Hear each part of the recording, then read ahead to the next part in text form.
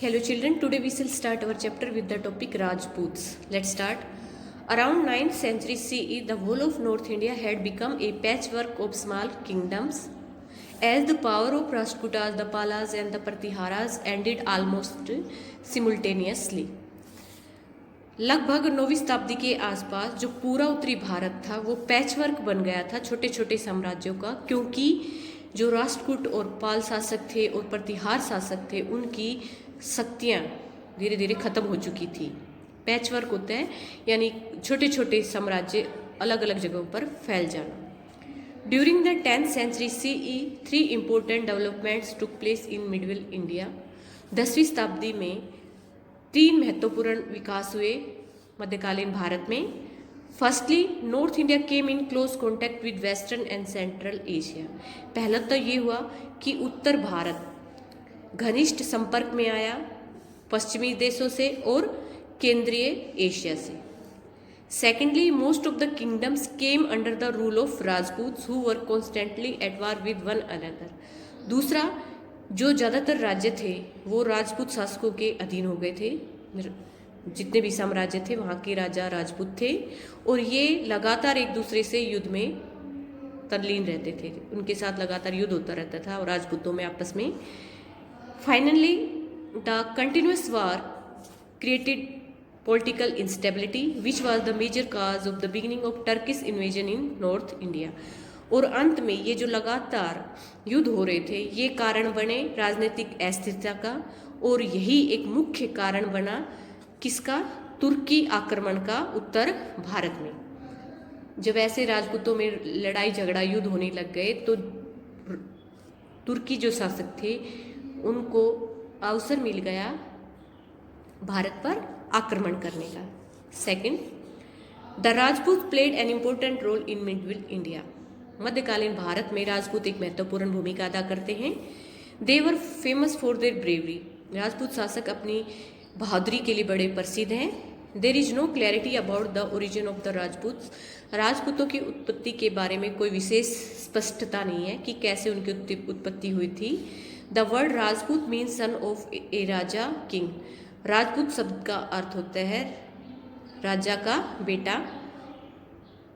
But all the Rajputs do not belong to royal families. लेकिन और जितने भी राजपूत थे वो सभी शाही परिवार से संबंधित नहीं थे, शाही परिवार से उनका नाता नहीं था। Many Rajput families trace their origin to sun और moon and these are known as Suryavanshi and Chandravanshi respectively. बहुत से राजपूत परिवार जो हैं अपना अपनी उत्पत्ति का निशान मानते हैं सूरज और चंद्रमा को, सूरज या चंद्रमा को, और इसीलिए ये जाने जाते हैं सूर्यवंशी और चंद्रवंशी क्रमशः। Some historian believe that the Rajputs are the descendant of foreign tribes who had settled in India. कुछ इतिहासकार ये विश्वास करते हैं कि जो राजपूत है ना ये डिसेंडेंट है, विदेशी जो जनजाति थी, विदेशी जो लोग थे उनके ये बच्चे हैं जो भारत में सेटल हो गए थे, यानी ये विदेशों से जो भी आए थे उन पूर्वजों की राजपूत औलाद है। It is also believed that the main 4 clans of Rajputs were born from fire altars. और ये भी विश्वास किया जाता है कि जो मुख्य 4 वंश है राजपूतों के वो भी अग्निवेदी से उत्पन्न हुए हैं। Hence they are also known as Agnikulas. इसी की वजह से ये अग्नि कुल के नाम से भी जाने जाते हैं। They are Paramars Malwa, Pratiharas Rajasthan Gujarat, Chauhan Ajmer, Chalukyas Gujarat. और ये जो 4 राजपूत वंश है वो हैं परमार तो हो गई मालवा के, प्रतिहार हो गए राजस्थान और गुजरात के, चौहान हो गए अजमेर के, और चालुक्यास हो गए गुजरात के। There are about 36 clans of Rajput. और लगभग 36 वंश हैं राजपूतों के। Chauhan dynasty enjoys a special place of prestige among all the Rajput clans. Chauhan वंश जो है एक विशेष प्रसिद्धि हासिल कर रखी है, विशेष प्रसिद्धि है। राजपूतों के जितने भी वंश हैं उनमें चौहान वंश एक विशेष स्थान पर है।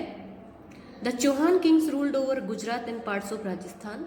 चौहान राजाओं ने गुजरात और राजस्थान के हिस्सों पर राज किया है। Prithviraj Chauhan was the most powerful king among Chauhan. Prithviraj Chauhan बहुत ही शक्तिशाली राजा था। चौहानों के बीच में सबसे शक्तिशाली राजा था Prithviraj Chauhan. He came to the throne in 1177 CE। वो 1177 में सिंहासन पर बैठे। He made many conquest. उन्होंने बहुत सी विजय प्राप्त की। He also check the advances made by Mohammad Ghori of Ghor Afghanistan by defeating him at the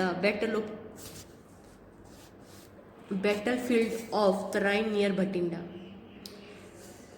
Prithviraj Chauhan ने बहुत से जो एडवांसेस किए थे, उन्नति की थी मोहम्मद गोरी ने, जो कि गोर अफगानिस्तान के, उनको भी हरा दिया था तराइन के युद्ध में, जो कि भटिंडा के पास है। Prithviraj Chauhan remains a hero of many folk tales of India. आज भी पृथ्वीराज चौहान जो है एक हीरो के रूप में, एक नायक के रूप में है। भारत की बहुत सी जो लोक कथाएं चली हुई हैं उनमें, यानी पृथ्वीराज चौहान के बारे में बहुत से भजन, कीर्तन और गीत आदि बने हुए हैं। चंद Bardai composed an epic poem Prithviraj Raso which narrates his bravery and heroism। चंद बरदाई ने एक कविता लिखी है जिसका नाम है पृथ्वीराज रासो, जिसके अंदर पृथ्वीराज चौहान की ब्रेवरी और वीरता, बहादुरी और वीरता के बारे में बताया गया है। Do you know Jaichand the king of Kannauj held ए स्वयंवर फॉर हिज डॉटर संयुक्ता। इसमें डू यू नो में ये बताया है कि जयचंद कन्नौज का राजा था, उसने एक स्वयंवर रचा अपनी बेटी का नाम था Sanyukta. He did not invite Prithviraj. उन्होंने पृथ्वीराज को इनवाइट नहीं किया, आमंत्रित नहीं किया स्वयंवर में। He placed a statue of Prithviraj in the position of a doorkeeper in his court to insult him।